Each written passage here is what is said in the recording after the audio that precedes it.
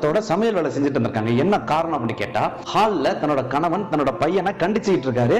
பையன் அழுகாத குறையா அந்த இடத்துல நின்றுட்டு இருந்திருக்கான். தூரத்துல இது எதுவுமே நடக்கல அப்படிங்கிற மாதிரி மூச்சு பயிற்சி செஞ்சுட்டு இருந்திருக்காங்க இவங்களோட மாமியா. அப்பா சொல்லிட்டு இருக்காரு, வர வரம் போக்கே சரியில்லையே, கிளாஸ் டீச்சர் ஒரு ஹோம்வொர்க் கொடுத்தாங்கன்னா அதை கரெக்டா செய்யணும், பக்கத்துல இருக்க பசங்க கிட்ட பேசக்கூடாது, இப்படின்னா அவன்கிட்ட எத்தனை வாட்டி சொல்லியிருக்கேன். இது எதுவுமே செய்யாம திரும்பி திரும்பி தப்பு பண்ணிட்டு இருக்காமல, இனிமே அப்பெல்லாம் செய்யக்கூடாது. இவன் எதுவுமே சொல்லாம அமைதியா வந்திருக்கான். என்னடா நான் சொல்லிட்டே இருக்கேன் எதுவுமே பதில் பேச பண்ணிட்டு இருக்கேன்னு கையில ஸ்கேல் வச்சிருந்தாரு. முட்டிக்கு கீழே பளிச்சு பளிச்சு அடிச்சிருக்காரு. அவதான் பையன் அழுக ஆரம்பிச்சிட்டான். அப்பா நான் இன்னும் பண்ண மாட்டேன்ப்பா, எனக்கு வலிக்குதுப்பா. வலிக்குதா? வலிச்சா தான் மறுபடியும் இப்படி பண்ணக்கூடாது அப்படிங்கிறது உனக்கு தோணும். நேத்து குல்ஃபி ஐஸ் வந்திருக்கு, போயிட்டு அம்மா கிட்ட காசு கேட்டு அம்மா தரமாட்டேன்னு சொன்னோட நேரா போய் பாட்டி கிட்ட கேட்டிருக்கேன். என்னடா பழக்கம் அது? பாட்டி கிட்ட போய் காசு கேட்க கூடாதுன்னு எத்தனை வாட்டி சொல்லியிருக்கேன். இல்லப்பா அம்மா காசு தர மாட்டேன்னு சொன்னாங்களா, அதனாலதான் நான் பாட்டி கிட்ட போய் கேட்டேன். சாரிப்பா நான் இனிமே அதுவும் கேட்க மாட்டேப்பா. சரி போ குளிச்சுட்டு வா, ஸ்கூலுக்கு போகணும்ல. இந்த மருமகளுக்கு தன்னோட கணவன் மேல கூட கோபம் கிடையாது, அவங்க மாமியா மேல அவ்வளவு கோபம். ஏன்னா அவங்க ஒரு வார்த்தை சொன்னா இவர் அடிக்க மாட்டாரு, அப்படியே கேட்டுட்டு அமைதியா இருந்துருவாரு. ஏன் இவங்க சொல்லாம உட்காந்துருக்காங்க அப்படின்னு இவர் கோபப்பட்டுட்டே இருந்திருக்காங்க. பையன் குளிச்சுட்டு சோகத்தோட திரும்பி வந்திருக்கான். ஏமா அந்த தட்டுல டிஃபனை போட்டு கொடு, நான் பிள்ளைக்கு ஊட்டி விடுறேன்.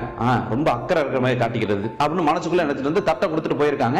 சாப்பிட்டு முடிச்சுட்டு அவன் ஸ்கூலுக்கு போயிட்டான். இவர் ஆபீஸ்க்கு போனதுக்கு அப்புறம் வேலை செய்யற பெண்மணி வந்திருக்காங்க. வீட்டை பெருக்கி தொடச்சதுக்கு அப்புறம் பாத்திரம் வளர்க்கலாம்.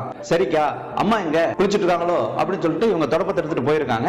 அவங்க குளிச்சுட்டு ஃப்ரெஷ் ஆகி வந்திருக்காங்க. ஏமா சாப்பிட்டியா அப்படின்னு மருமகளை கேட்டிருக்காங்க. மருமகிட்ட இருந்து பதிலே வரல. சரி எனக்கு ஒரு 4 இட்லி மட்டும் டேபிள் எடுத்து வச்சிரு, எனக்கு இப்ப பசிக்கல நான் அப்புறம் சாப்பிடுறேன் அப்படின்னு சொல்லிட்டு போய் உட்காந்துட்டாங்க. அந்த வீட்டை கூட்டிட்டு இருந்த அந்த பெண்மணி கேட்டிருக்காங்க, ஏன் முகம் ஒரு மாதிரி வாடி இருக்கு, சாப்பிட வேண்டியதானே? இல்ல என்னோட பேரன் நினைச்சிட்டு இருக்கேன்.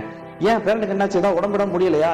இல்ல அல்ல என் பையன் என் பேரனை கண்டிக்கிறேன்னு சொல்லி அடிச்சுட்டான், அதான் புள்ள ஒரு மாதிரி சோகமா போச்சு, அதான் மனசே ஒரு மாதிரியா இருக்கு. என்னமா நீங்க சொன்னாதான் உங்க பையன் அப்படியே கேட்பாரு, அடிக்க வேண்டாம் நீங்க சொல்லிருக்க வேண்டியதானே? நம்ம கேட்க வேண்டிய கேள்வியை வேலைக்கார பெண்மணி கேட்கறாங்களேன்னு உள்ள இருந்து ரொம்ப கூர்ந்து கவனிச்சிருக்காங்க, என்ன பதில் சொல்ல போறாங்கன்னு. பிள்ளையோட பழக்க வழக்கம் தப்பு அப்படின்னு சொல்லி பெத்தவங்க கண்டிக்கும் போது நம்ம கண்டிப்பா குறுக்க போக கூடாது.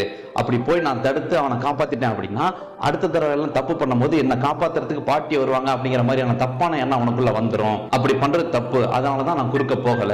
அதிகமான பாசங்கிற பேர்ல செல்லம் கொடுத்து பிள்ளைங்களை கெடுத்துடக்கூடாது.